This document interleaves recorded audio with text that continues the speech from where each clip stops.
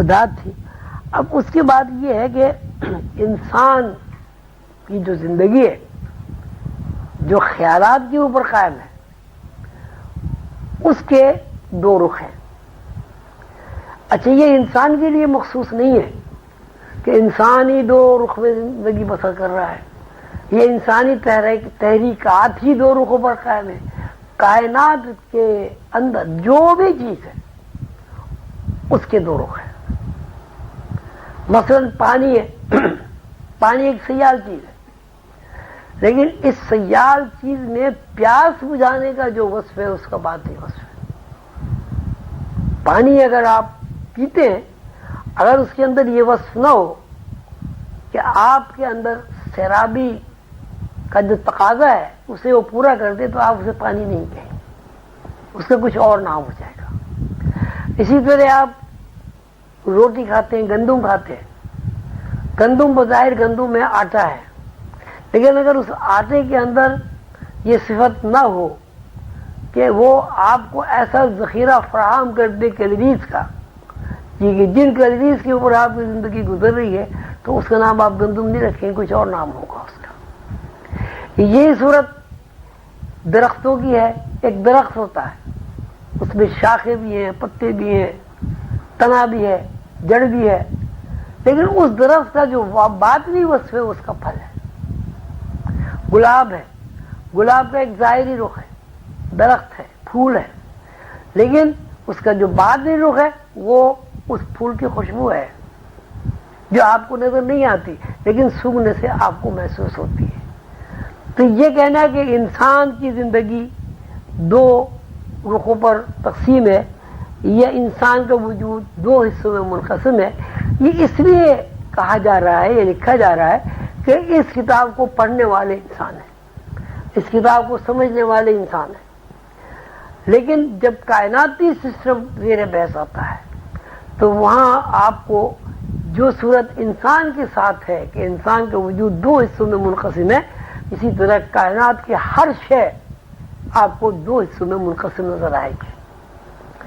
آپ اس پر اپنے جب گھر جائیں تو اس پر غور کریں کہ دنیا میں کون سی ایسی چیز ہے جو دو حصوں میں منقسم نہیں ہے اور ایک حصے پر وہ قائم ہے اور متحرک ہے. تو آپ کو کوئی بھی چیز نظر نہیں آئے گی, اس لیے کہ اللہ تعالیٰ نے تخلیقی قوانین جہاں بیان کیے وہاں اللہ تعالیٰ نے فرما دیا مِن کُلِّ شَیْءٍ خَلَقْنَا زَوْجَیْنِ اثْنَیْنِ, کہ ہم نے ہر چیز کو جوڑے جوڑے پیدا کیا یعنی مذکر و مؤنث پیدا کیا.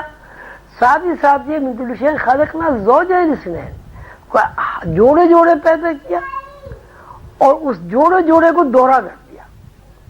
یعنی اگر انسان ایک مذکر ہے ایک مؤنث ہے تو اللہ الہی قانون کے تحت مرد مذکر کے بھی دو رخ ہے اور الہی قانون کے تحت عورت یا مؤنث اس کے بھی دو رخ ہے. اب دو رخ کس طرح, مطلب یہ کہ میرا یہ باطنی رخ ہے جو مجھے نظر نہیں آ رہا ہے جس کو میں روح کا نام دیتا ہوں, ایک میرا ظاہری رخ ہے جو آپ کو بھی نظر آ رہا ہے مجھے بھی نظر آ رہا ہے. تو اسی طرح ایک عورت ہے مؤنث ہے, اس کا جو ظاہری رخ ہے اس کا وہ مادی وجود ہے لیکن اس کا اندرونی بھی ایک رخ ہے جس رخ کے اوپر مادی وجود متحرک ہے جس کو روحانیت میں یا مذہب میں روح کا نام دیا جاتا ہے. انسانی دنیا کا ایک حصہ خارجی دنیا ہے یعنی ظاہرہ زندگی ہے. ظاہرہ زندگی یہ کہ وہ پانی پیتا ہے, پانی دیکھتا ہے, پانی کی ٹھنڈک یہ گرمی کو محسوس کرتا ہے, کھانا کھاتا ہے, دھوپ سے سائے سے آشنا ہوتا ہے, گھر میں رہتا ہے, بیوی بچے ہوتے ہیں وغیرہ وغیرہ. یعنی اس کا ایک ایسا رخ ہے دنیا کا جو وہ مادی وجود سے دیکھتا بھی ہے اور مادی وجود سے اسے محسوس بھی کرتا ہے, مادی وجود سے لذت بھی حاصل کرتا ہے اور مادی وجود سے تکلیف بھی اس کو ملتی ہے. لیکن اس کے ساتھ ساتھ دوسرا رخ انسان کے اندر یہ ہے کہ وہ اسے نظر نہیں آتا لیکن وہ اس سے انکار بھی نہیں کر سکتا. مثلا آپ کو پیاس لگی تو آپ اس کو یہ تو کہیں گے کہ مجھے پیاس لگی، لیکن پیاس کی کیا تعریف ہے، پیاس کیا چیز ہے، یا اس کی کوئی شکل و صورت ہے، اس کو آپ بیان نہیں کر سکتے۔ پیاس لگی ایک تقاضا، آپ کہتے ہیں جی پیاس کا ایک تقاضا ہوتا ہے، لیکن وہاں صورت حال یہ وہ تقاضا اتنا زیادہ طاقتور ہوتا ہے کہ اگر آپ اس تقاضے کی تکمیل نہ کریں تو آپ کا حلق خوش ہو جائے گا، آپ کی زبان باہر آ جائے گی، آپ ہو سکتا ہے بے ہوش ہو کر گر جائیں۔ اس کے باوجود کہ آپ اس تقاضے کی تکمیل کے لیے اتنے زیادہ مجبور ہیں کہ تقاضا پورا کیے بغیر آپ کی زندگی ادھوری اور نامکمل نظر آتی، آپ اس تقاضے کو دیکھ نہیں پاتے۔ آپ اس تقاضے کو محسوس تو کرتے ہیں لیکن اس تقاضے کو آپ دیکھ نہیں سکتے۔ اب کوئی بھی آدمی جو اس دنیا میں موجود ہے وہ یہ نہیں بتا سکتا کہ میں نے پیاس کو دیکھا ہے۔ کوئی آدمی اس بات کا دعویٰ نہیں کر سکتا میں نے بھوک کو دیکھا۔ کوئی آدمی اس بات کو تقاضا نہیں کر سکتا کہ میں نے تکلیف کو دیکھا۔ تکلیف محسوس تو کرتا ہے۔ وہ ایک صاحب سنا رہے تھے، بزرگ نے کہا کہ وہ ایک صاحب کہہ رہے تھے جی اللہ میاں کہاں ہے؟ اللہ میاں کہاں ہی نہیں، اگر ہوتے تو نظر آتے۔ تو انہوں نے کیا کیا، ایک زور سے تھپڑ مارا۔ تو اس نے کہا کہ بھئی وہ آپ نے میرے تھپڑ مار دیے، میرے چوٹ لگی، کہنے کی دکھاؤ کہاں ہے؟ تو مطلب یہ ہے کہ کچھ چیزیں ایسی ہیں، کچھ نہیں زیادہ چیزیں ایسی ہیں کہ آپ اسے دیکھتے نہیں لیکن اس کی محسوسیت اتنی زیادہ ہوتی ہے کہ آپ اس سے انکار نہیں کر سکتے۔ جیسے پیاس ہے، بھوک ہے، محبت ہے، عداوت ہے، بغض ہے، نفرت ہے، تعلق خاطر ہے، عشق ہے، وغیرہ وغیرہ۔ اب کسی نے عشق کو نہیں دیکھا، کسی نے نفرت کو نہیں دیکھا، نفرت کیا چیز ہے؟ تو انسانی زندگی میں دو رخ کام کرتے ہیں، ایک رخ خارجی رخ ہے اور ایک رخ داخلی رخ یا باطنی رخ ہے۔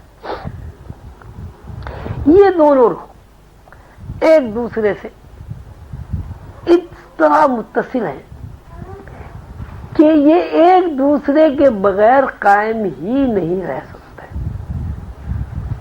یعنی زندگی کا خارجی رخ اور داخلی رخ دونوں کا ہونا بیک وقت ضروری ہے۔ یہ دونوں رخ الگ الگ نہ سفر کر سکتے ہیں اور نہ ان کا کہیں تذکرہ آ سکتا ہے۔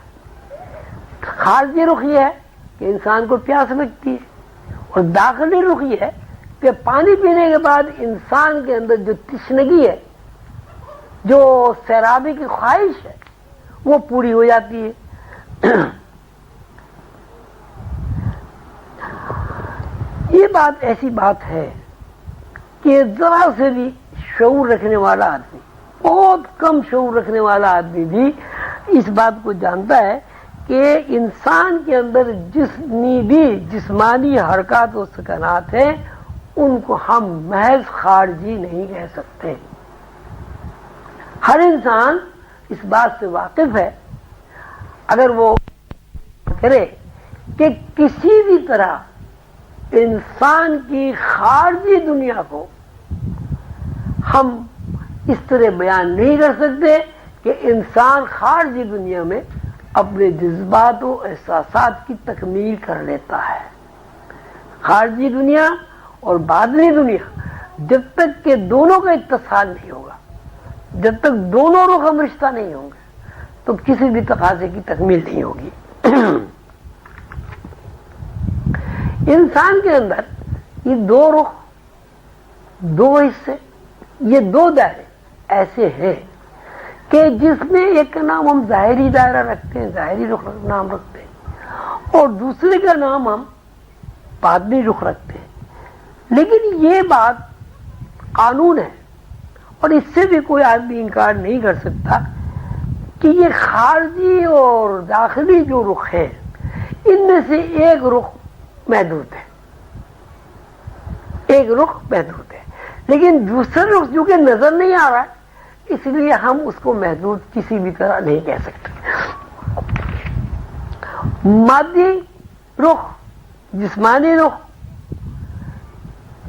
تحریکات، مادی رخ، یہ جسمانی رخ کے اندر جو تحریکات ہیں وہ مادی وجود کی ذاتی حرکات و سکنات نہیں ہے. یعنی اس کا مطلب یہ ہوا کوئی مادی جسم، کوئی مادی رخ اس بات کا پابند ہے کہ اس کو باطنی رخ سے تحریکات ملے. یعنی خارجی رخ پابند ہے باطنی رخ کا، خارجی رخ پابند ہے باطنی رخ کا. اور یہی باطنی رخ جب تقاضے کو خیالات کے ذریعے یا افکار کے ذریعے مادی جسم کے اندر منتقل کرتا ہے تو انسان کے اندر تقاضا پیدا ہوتا ہے، انسان کے حواس بنتے ہیں جن کو آپ 5 حواس کہتے ہیں. دیکھیے اگر ہمارے دیکھنے کے لیے کوئی چیز نہ ہو دنیا میں تو ہماری آنکھ کام نہیں کرے گی. آنکھ کا مطلب ہی ہے کہ ظاہری آنکھ کا مطلب یہ ہے کہ اس آنکھ سے ہمارے دیکھنے کے لیے پہلے سے بہت ساری اشیاء موجود ہیں. مثلا چاند ہے، سورج ہے، ستارے ہیں، زمین ہے، درخت ہے، پھول ہے، پرندے، ہزارہ قسمیں جو ہیں وہ یہاں موجود ہیں. یہ ایک دوسرا مسئلہ یہ ہے کہ انسان کی جو زندگی ہے، انسان کی جو زندگی ہے اس کا تعلق براہ راست قلب سے ہے یا دل سے ہے. لیکن دل سے یا قلب سے تعلق اس وقت قائم ہوتا ہے جب قلب کے اندر حرکت ہو. قلب کی حرکت کے بارے میں پھر ہم یہی کہیں گے کہ کوئی سورس ہمارے پاس ایسا نہیں ہے کہ قلب حرکت کیوں کر رہا ہے. یہ تو ہم کہتے ہیں کہ جب تک دل چل رہا ہے زندگی ہے، اور دل بند ہو گیا تو آدمی مر گیا، یعنی ہارٹ اٹیک ہو گیا. لیکن ایسا پوری نوع انسانی کی تاریخ میں، کروڑوں لاکھوں سال کی تاریخ میں ایسا کوئی انکشاف نہیں ہوا کہ دل کیوں چل رہا ہے. یہ کہنا کہ دل پمپ کر رہا ہے خون کو، ایک اس کے اندر گرمی ہے، ہیٹ ہے، خون کا دباؤ ہے، یہ بات جو ہے قرین قیاس اس لیے نہیں ہے کہ یہ سب کچھ ہونے کے باوجود مثلا ایک آدمی مر گیا، اس کے اندر خون موجود ہے. ایسا نہیں ہے کہ مرتے خون خشک ہو گیا. خون ہونے کے باوجود آدمی کیوں مر گیا؟ آپ کہتے ہیں جی انسان ہوا پر زندہ ہے. ایک آدمی مر گیا، ہوا تو موجود ہے، وہ مر کیسے گیا؟ آپ کہتے ہیں جی انسان آکسیجن کی وجہ سے زندہ ہے. جہاں وہ مر رہا ہے آکسیجن تو وہاں موجود ہے. ایک گھر میں ایک آدمی مر گیا، اس میں 50 آدمی بیٹھے ہوئے ہیں، وہ 50 آدمی تو نہیں مر گئے. اگر انسان کی زندگی آکسیجن کے اوپر ہے تو جو 50 آدمی وہاں بیٹھے ہوئے ایک آدمی کیسے مر گیا؟ اگر انسان کی زندگی کا دار و مدار ہوا کے اوپر ہے تو 50 آدمی وہاں بیٹھے ہوئے ہیں، ان کے پھیپھڑے ہوا کھینچ رہے ہیں، وہ ایک آدمی کیوں مر گیا؟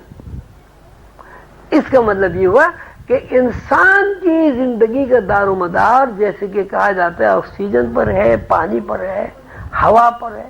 یہ غلط ہے.